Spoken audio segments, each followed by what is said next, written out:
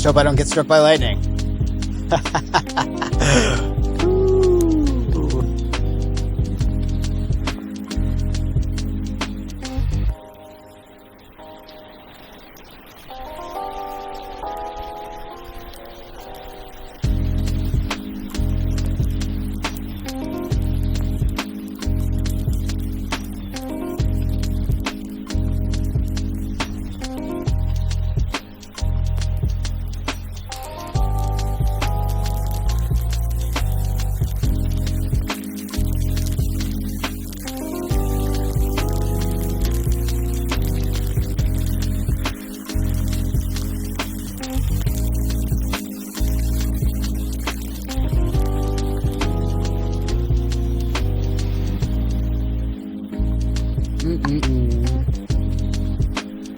Picked a nice Wat.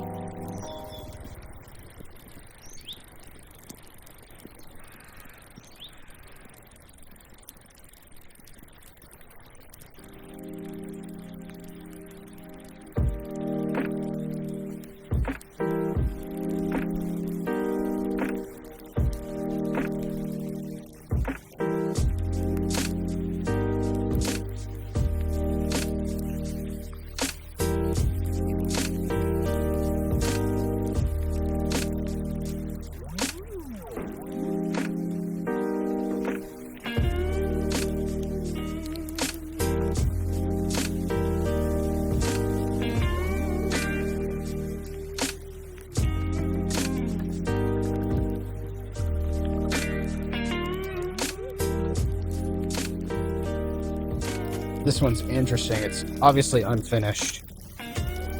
You can obviously tell that. Let's go look inside.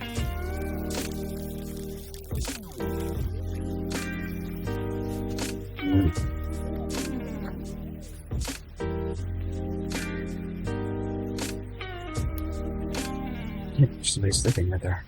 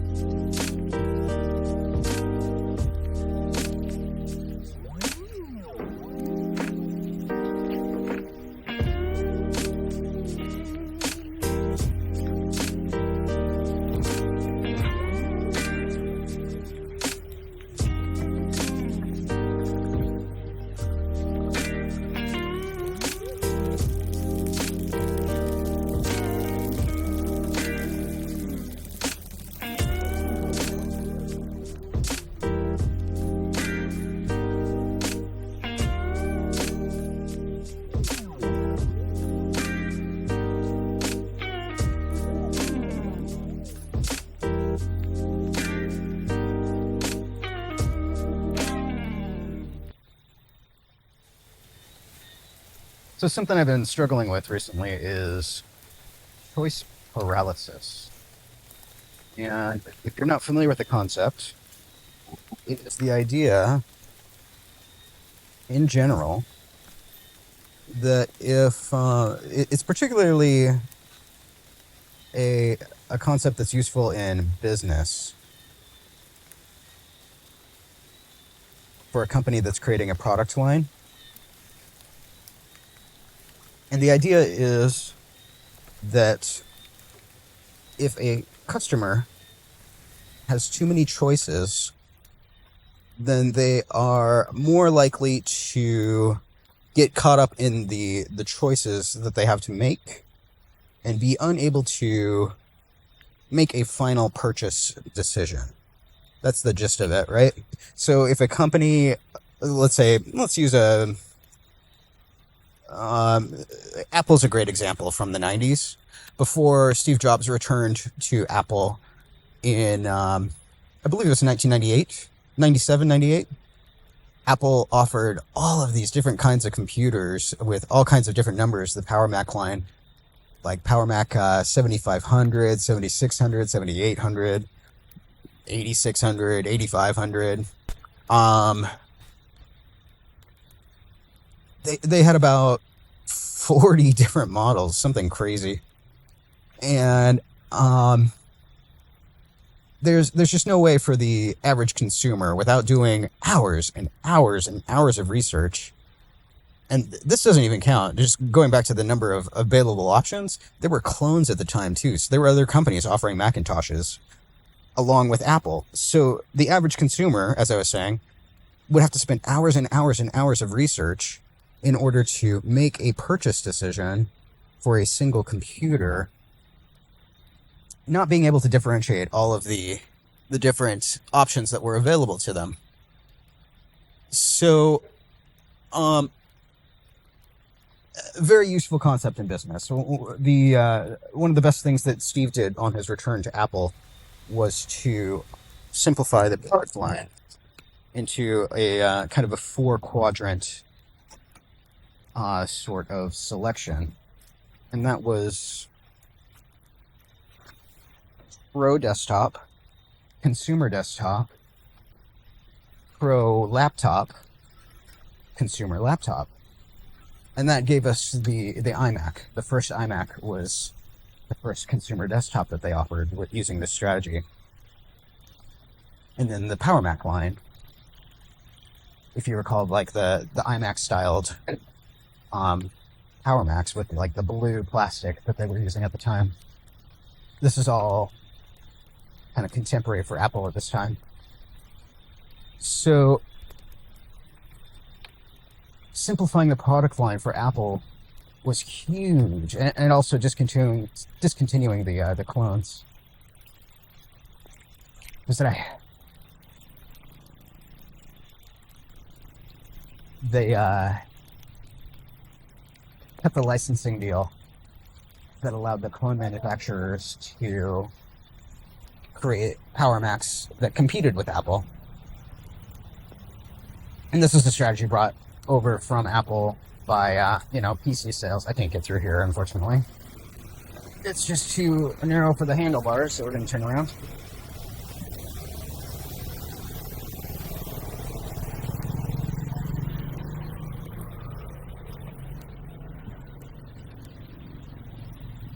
Looks like we're supposed over there, though. Give it a shot. There's an obstacle, but we're going to do it. So, like I was saying, very useful concept in business for companies that should or need to simplify. Oh, it is spongy. This is some spongy ground.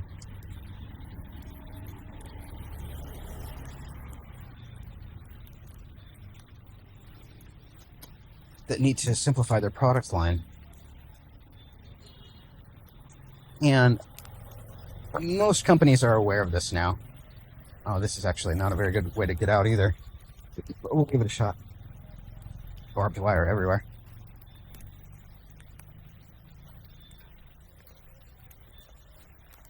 Oh boy.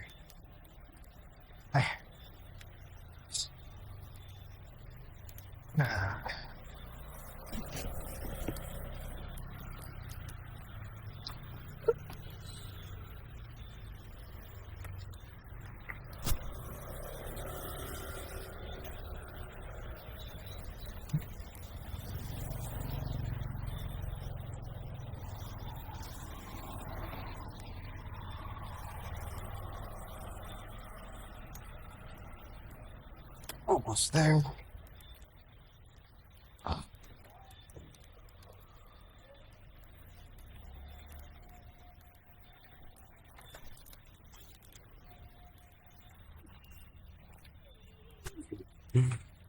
Nervous dog.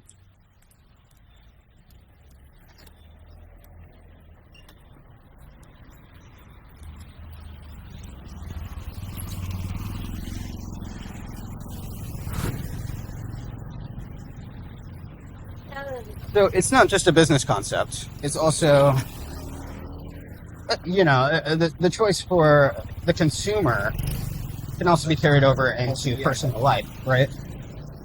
If they have too many choices, then they get caught up in all of the life choices that they have, the life options that they have to make as well. And someone with a very versatile skill set with many interests can get caught up in the amount of choices that they have in their life. And it becomes very difficult to focus.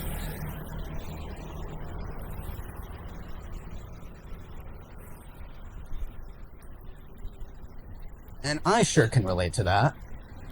And the net result, whether it be business,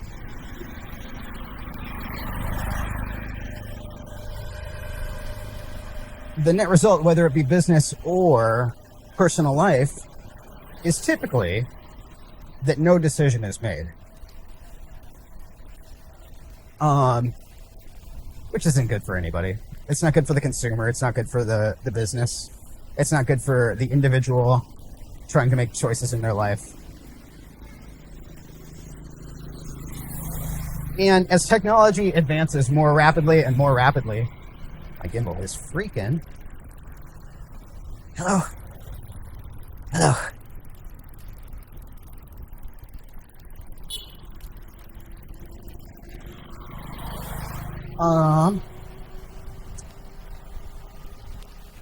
I mean, how many interests can one have? How many rapidly developing interests can one take on? Someone with a versatile skill set and a lot of different kinds of interests in their life.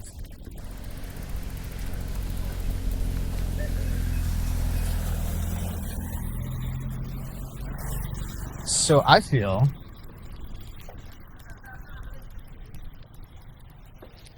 that it may never have been more difficult for a jack of all trades to make decisions.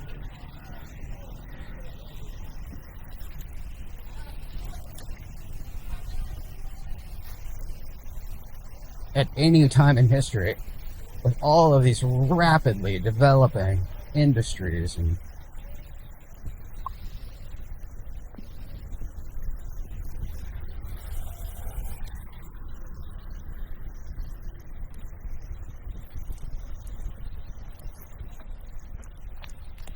so it's kind of like anytime anyone presents an option to me, it's just adding. That sounds interesting. It's just adding to the problem. It is just adding to the problem that I have as an individual. I do have plans, though. It's not like, I'm so familiar with this feeling of having too many choices. It's become like a daily part of my life. Kind of just live in it. One of the, I think the first step in combating this problem, if it is a problem, it's kind of a good problem to have, right? One of the first things to do is to learn to say no, and learn to say it quickly.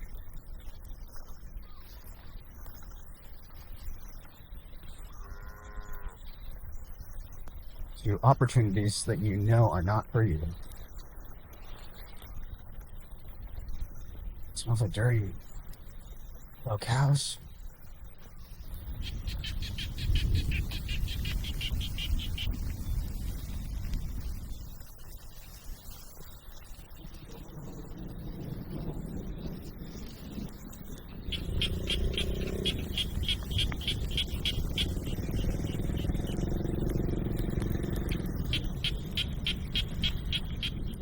Highly doubt that I'll see any of these frogs, but it sounds so cool.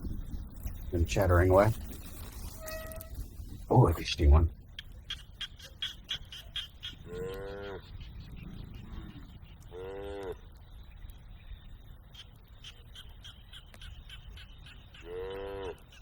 There he goes.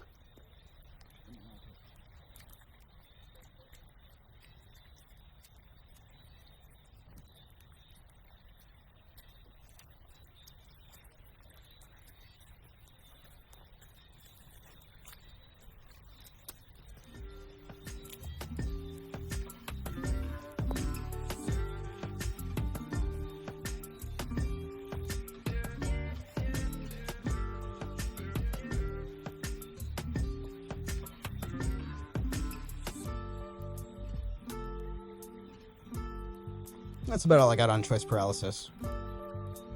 It's just a conundrum that I'm constantly facing. So for the present, I teach online and I make videos that I need to edit and upload. I don't even know if I'll upload this one, but we'll see. perhaps I'll do another version of the video essay here in another video. But that is certainly the gist of choice paralysis. Continue.